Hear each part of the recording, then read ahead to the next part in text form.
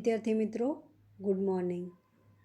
બધા જ વિદ્યાર્થીઓને નવા વર્ષના નૂતન વર્ષાભિનંદન. હવે આપણે સબ્જેક્ટ બીએમાં ચેપ્ટર 7 અંકુશ. અંકુશ એટલે કંટ્રોલ કરવું, એ ચેપ્ટર આપણે જોઈશું. આપણે અત્યાર સુધી સંચાલનના કાર્યો એટલે એક ચેપ્ટર આયોજન, કોઈ પણ ધંધાકીય એકમની સ્થાપના થાય તો એ કેટલાક હેતુઓ સાથે એની સ્થાપના કરવામાં આવે છે. એ હેતુની સિદ્ધિ માટે કાર્યક્ષમ સંચાલન થવું જોઈએ. તો એ હેતુની સિદ્ધિ માટે સૌ પ્રથમ જે સંચાલનનું કાર્ય છે તે આયોજન.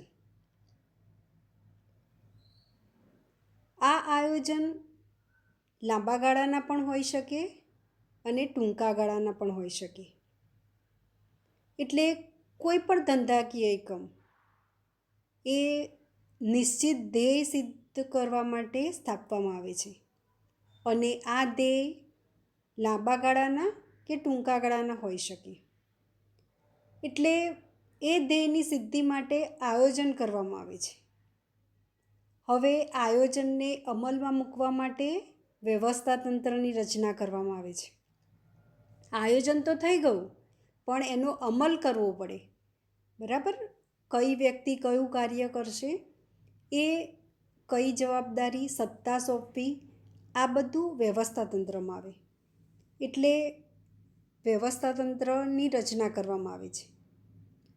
એકમની યોજના ગમે તેટલી ચોકસાઈપૂર્વક ઘડવામાં આવી હોય,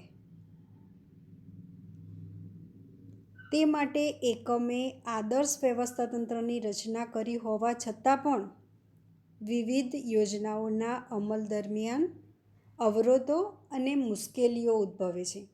એટલે આપણે ધ્યેય સિદ્ધિ માટે આયોજન કરી દીધું, વ્યવસ્થા તંત્રની રચના પણ કરી, પણ આ બધાના અમલ દરમિયાન અવરોધો અને મુશ્કેલીઓ ઉદ્ભવે છે.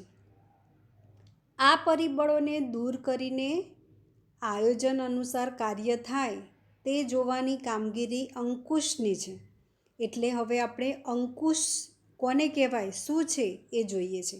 એટલે વ્યવસ્થા તંત્ર, આયોજન થઈ ગયું, વ્યવસ્થા તંત્રની રચના થઈ, કર્મચારી વ્યવસ્થા કરવામાં આવી, પણ એના ઉપર કંટ્રોલ ન હોય, એના કાર્ય ઉપર દેખરેખ, આપણે એક કાર્ય જો દોરવણી, એના કાર્યને દોરવણી આપવામાં ના આવે તો યોગ્ય કાર્ય થતું નથી.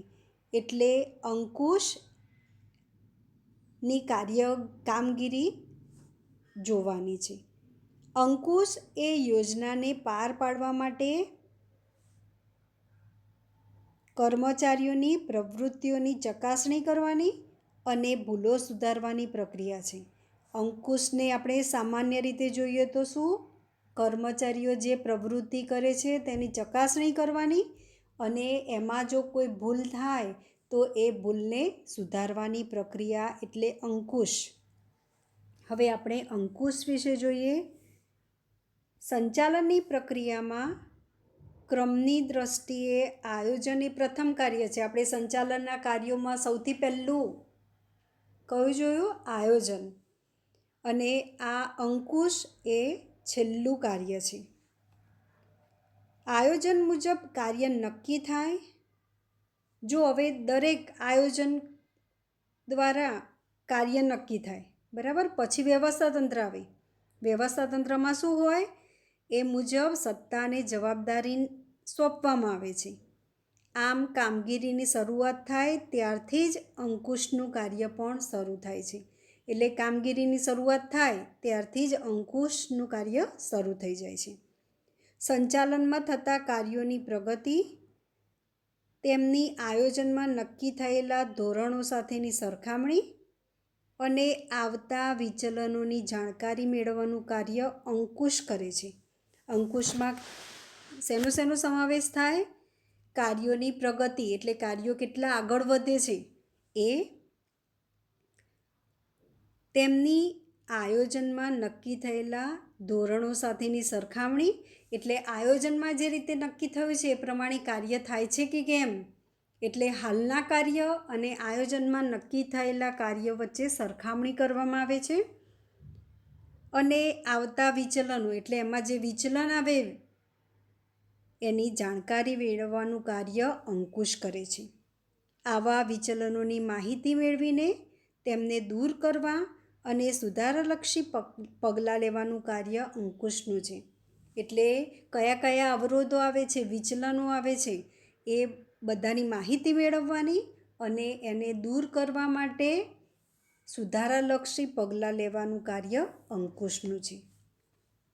હવે આપણે સામાન્ય અર્થમાં અંકુશ એટલે શું એ જોઈએ. અંકુશ એટલે એકમમાં કયા કાર્યો થઈ રહ્યા છે તે નક્કી કરવું. સૌથી પહેલાં તો એકમમાં કયા કાર્યો થઈ રહ્યા છે એ જોવાનું. થઈ રહેલા કાર્યોનું મૂલ્યાંકન કરવું. હવે જે થઈ રહ્યા છે કાર્ય એનું મૂલ્યાંકન કરવાનું અને જો જરૂર લાગે તો સુધારાલક્ષી પગલાં લેવા કે જેથી યોજના મુજબ કાર્ય થાય. જે આયોજન કર્યું છે, યોજના કરી છે એ મુજબ કાર્ય થાય એ માટેના સુધારાલક્ષી પગલાં લેવાનું કાર્ય પણ અંકુશનું છે. આયોજન ધ્યેય નક્કી કરે છે અને અંકુશ તેને અસરકારક બનાવે છે. ધંધાકીય એકમ શરૂ થાય એટલે આયોજન નક્કી થાય, બરાબર. એટલે આયોજન શેના માટે કરવામાં આવે કે જે ધ્યેય એકમે નક્કી કર્યું છે તેની સિદ્ધિ માટે, પણ એને અસરકારક કોણ બનાવે છે? અંકુશ. એટલે જ આયોજન પ્રથમ સોપાન છે અને અંકુશ એ છેલ્લું સોપાન છે. હેનરી ફેયોલના મત મુજબ ધંધાકીય એકમમાં બધું નક્કી કરેલી યોજના મુજબ, આપેલી સૂચના મુજબ અને સ્થાપિત સિદ્ધાંતો મુજબ ચાલે છે કે નહીં તેની ચકાસણી કરવાનો અંકુશમાં સમાવેશ થાય છે. આપણે આયોજનમાં જે રીતે નક્કી કર્યું છે એ પ્રમાણે કાર્ય થાય છે કે કેમ, જે સૂચનાઓ આપી છે એ પ્રમાણે કાર્ય થાય છે કે કેમ, અને જે સિદ્ધાંતો સ્થાપિત કરેલા છે એ અનુસાર કાર્ય થાય છે કે નહીં તે જોવાનું કાર્ય અંકુશનું છે. તેનો હેતુ નબળાઈઓ અને ભૂલો શોધી કાઢવાનો છે. જો અંકુશનો હેતુ શું છે?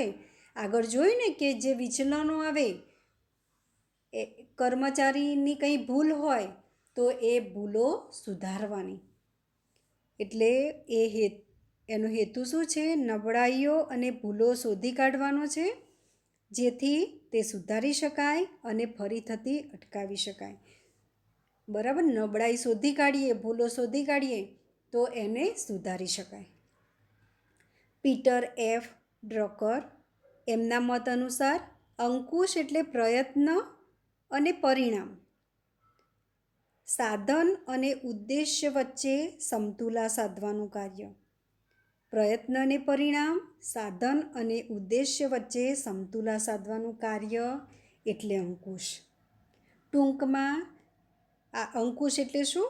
પૂર્વ નિર્ધારિત ધોરણો પ્રમાણે કાર્યો થતા રહે તે રીતે પ્રવૃત્તિઓનું નિયમન કરવું એ અંકુશનું હાર્દ છે. એટલે એનું મુખ્ય હેતુ શું છે કે આયોજન કર્યું છે આપણે કાર્યનું એ પ્રમાણે કાર્ય થાય છે કે કેમ, બરાબર, એ પ્રમાણે કાર્યો થતા રહે એ રીતે પ્રવૃત્તિઓનું નિયમન કરવું એને સંચાલન કહેવામાં, એને અંકુશ કહેવામાં આવે છે. એ અંકુશનું હાર્દ છે. હવે એની લાક્ષણિકતાઓ. અંકુશની લાક્ષણિકતાઓ. આયોજન સાથે સંબંધ.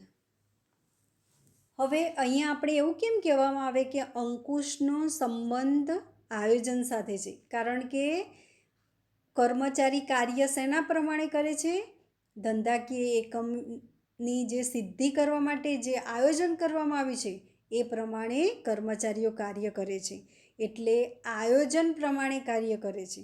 એટલે આયોજન અને અંકુશ વચ્ચે સંબંધ છે. આયોજન અને અંકુશ બંને એક સિક્કાની બે બાજુ સમાન છે. બરાબર, આયોજન અને સંબંધ શું છે? એક સિક્કાની બે બાજુ. આયોજન યોજના ઘડવાનું કાર્ય કરે છે. બરાબર, આયોજનનું કાર્ય શું છે? યોજના ઘડવી. જે ધ્યેય સિદ્ધ કરવાની છે એ કેવી રીતે થાય એની યોજના ઘડે છે. અને અંકુશનું કાર્ય શું છે? અંકુશ યોજના મુજબ કાર્ય થાય છે કે નહીં તે જોવાનું કાર્ય કરે છે. આયોજન યોજના ઘડે છે અને એ યોજના પ્રમાણે કાર્ય થાય છે કે નહીં તે જોવાનું કાર્ય અંકુશનું છે. એટલે એક સિક્કાની બે બાજુ છે. જેથી આયોજન અને અંકુશ જોડિયા બાળકો સમાન છે. જો આ બંને યાદ રાખવાનું, આયોજન અને અંકુશ એ એક સિક્કાની બે બાજુ છે, એ જોડિયા બાળકો સમાન છે. આયોજન વિના અંકુશ અશક્ય બને છે. આયોજન ન હોય તો અંકુશનો કોઈ મતલબ જ રહેતો નથી, કારણ કે આયોજનમાં કાર્યોની યોજના કરવામાં આવે છે અને એ કાર્યો યોગ્ય રીતે થાય છે કે કેમ એ જોવાનું કાર્ય અંકુશનું છે. એટલે આયોજન વિના અંકુશ અશક્ય બને છે. દરેક સપાટીએ થતું કાર્ય. હવે આની બીજી લાક્ષણિકતા છે. આ જે અંકુશનું કાર્ય છે દરેક સપાટીએ થાય છે. અંકુશનું કાર્ય સંચાલનની દરેક સપાટીએ થાય છે.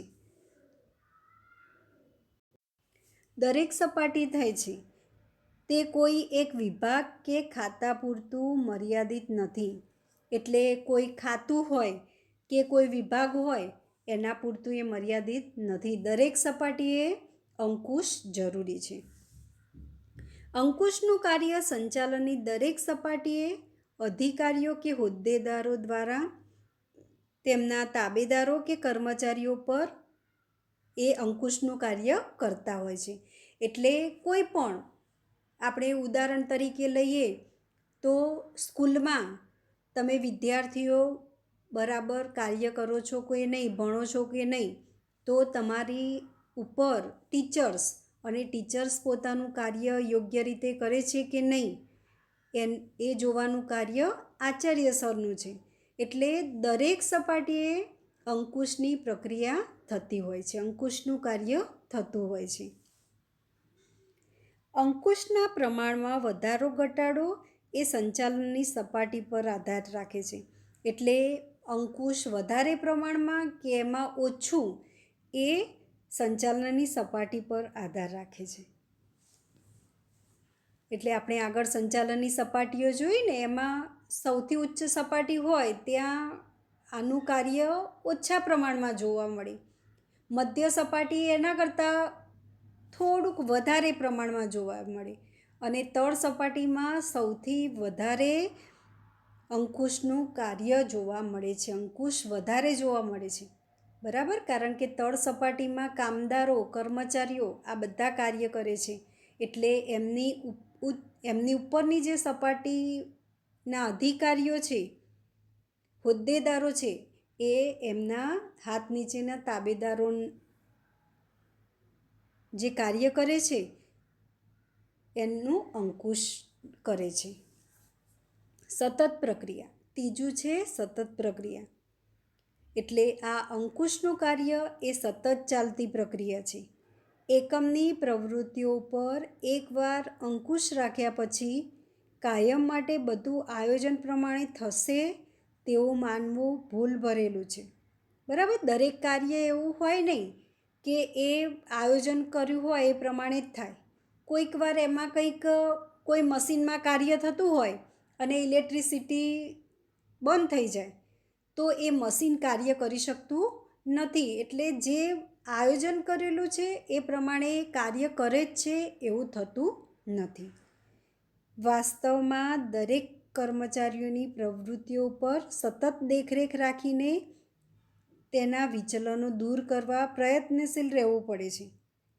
બરાબર, જે અધિકારીઓ છે, હોદ્દેદારો છે, એમના હાથ નીચેના જે કર્મચારીઓ છે એ જે કાર્યો કરે છે એના પર દેખરેખ રાખે છે અને તેમના વિચલનો જે અવરોધો છે એ દૂર કરવા માટે પ્રયત્નશીલ રહે છે. ગુણવત્તા જાળવણી, અંકુશ અને ખર્ચ ઉપર અંકુશ જેવી મહત્ત્વની સતત પ્રવૃત્તિઓ છે. એટલે કઈ બે મહત્ત્વની સતત પ્રવૃત્તિઓ છે? ગુણવત્તા જાળવણી અંકુશ અને ખર્ચ ઉપર અંકુશ. સંચાલનનું છેવટનું કાર્ય.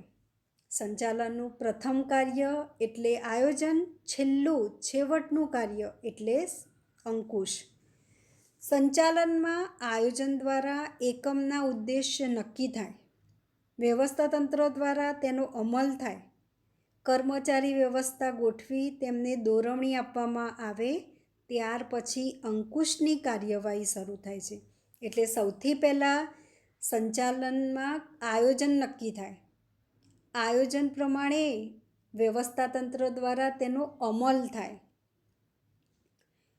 કર્મચારી વ્યવસ્થાની ગોઠવણી થાય અને કર્મચારીઓને એમના કામ વિશે દોરવણી આપવામાં આવે અને છેલ્લામાં છેલ્લી કાર્યવાહી છે તે અંકુશની છે. એટલે સંચાલનના બધા જ કાર્યો અંકુશ પહેલાં કરવામાં આવે તે જરૂરી છે. અંકુશનું કાર્ય નિયમનનું છે, જે એકમની પ્રવૃત્તિઓ કાર્યરત થયા પછી જ શરૂ થાય છે. એટલે એક વખત કર્મચારીઓ કામ કરવાનું શરૂ કરે, એમને દોરવણી આપે કામ કરવાની, પછી જ એનું નિયમન થાય. એટલે કર્મચારી યોગ્ય રીતે કામ કરે છે કે નહીં, આયોજન મુજબ કાર્ય કરે છે કે નહીં, એ અંકુશનું કાર્ય છે. એટલે અંકુશ એ છેલ્લે આવે છે. એટલે અંકુશ એ સંચાલનનું છેવટનું કાર્ય છે. ભવિષ્ય સાથે સંબંધ. અંકુશ ભવિષ્ય સાથે સંબંધ ધરાવે છે. સંચાલક ભૂતકાળ ઉપર કાબૂ રાખી શકે નહીં કે તે ભૂતકાળના બનાવોનું અવલોકન કરી તેનું મૂલ્યાંકન કરે છે, જેથી તેનો લાભ ભવિષ્યમાં મળી શકે. કેમ અંકુશ એ ભવિષ્ય સાથે સંબંધ ધરાવે છે? કોઈ પણ ભૂલ થઈ ગઈ, બરાબર, એ ભૂતકાળ હતું, તો એ કંઈ હવે સુધારી શકાય, પણ એ સમય આપણે પાછો લાવી શકતા નથી. એટલે જે ભૂલો થઈ છે એનું મૂલ્યાંકન કરીને હવે એ ભૂલ ફરીથી ન થાય એ ભવિષ્યમાં જોવાનું છે. એટલે ભૂતકાળના બનાવોનું અવલોકન કરવામાં આવે, તેનું મૂલ્યાંકન થાય, જેથી તેનો લાભ ભવિષ્યમાં મળી શકે. અંકુશનો ઉદ્દેશ્ય ભૂતકાળમાં થયેલી ભૂલો, બગાડ અને નુકસાન ભવિષ્યમાં ન થાય તેની કાળજી રાખવાનું છે. એટલે જે કાર્ય ભૂતકાળમાં થઈ ગયું, એનો બગાડ થઈ ગયો, ભૂલો થઈ ગઈ, નુકસાન થઈ ગયું, પણ હવે ભવિષ્યમાં એવું ન થાય એ દેખરેખ રાખવાનું કાર્ય અંકુશનું છે. અંકુશ એ ભાવિ સુધારણા તરફનો ખ્યાલ છે. હવે નંબર 6, રચનાત્મક પ્રવૃત્તિ. અંકુશનો સામાન્ય અર્થ કર્મચારીઓની કાર્ય સ્વતંત્રતા ઉપર તરાપ મારવામાં આવે તેવો કરવામાં આવે છે. એટલે અંકુશ રાખવો એટલે શું? કંટ્રોલ રાખવો, કર્મચારી ઉપર નિયંત્રણ રાખવું, નિયમન કરવું. પણ એનો અર્થ એવો નથી કે કર્મચારીની સ્વતંત્રતા ઉપર એની ઉપર તરાપ મારવામાં આવે છે. હકીકતમાં આ માન્યતા ખોટી છે. ખરેખર કર્મચારીઓ તેમના કાર્યો આયોજન મુજબ કરે તે જોવું અને તે મુજબ માર્ગદર્શન આપવાનું કાર્ય અંકુશનું છે. એટલે આયોજન મુજબ કાર્ય થાય છે કે કેમ તે જોવાનું અંકુશનું કાર્ય છે. એટલે અંકુશ એ નિષેધાત્મક પ્રવૃત્તિ નથી, પરંતુ વિધેયાત્મક, રચનાત્મક પ્રવૃત્તિ છે. એટલે ભૂતકાળમાં જે ભૂલો થઈ છે એ સુધારે અને ફરી ભૂલ ન થાય તેવા પગલાં લે છે. આમ અંકુશ એ રચનાત્મક પ્રવૃત્તિ છે. હવે નંબર 7, આંતરિક પ્રક્રિયા. અંકુશ એ આંતરિક પ્રક્રિયા છે. એકમની વિવિધ પ્રક્રિયાઓ જેવી કે ઉત્પાદન, વેચાણ, ખરીદી, નાણાકીય બાબતો, નાણાં હિસાબ તથા કર્મચારીઓની કાર્ય પદ્ધતિ સાથે અંકુશની પદ્ધતિ વણી લેવામાં આવે છે. આ બધી જ કોઈપણ એકમની આંતરિક બાબતો છે. ઉત્પાદન, વેચાણ, ખરીદ કરવું, નાણાકીય બાબતો, નાણાંનો હિસાબ, બરાબર, એ બધી જ બાબતો આંતરિક છે અને એની સાથે જ અંકુશની પદ્ધતિને વણી લેવામાં આવે છે, જેના કારણે આ કાર્યો ઉપર અંકુશ રાખી શકાય છે.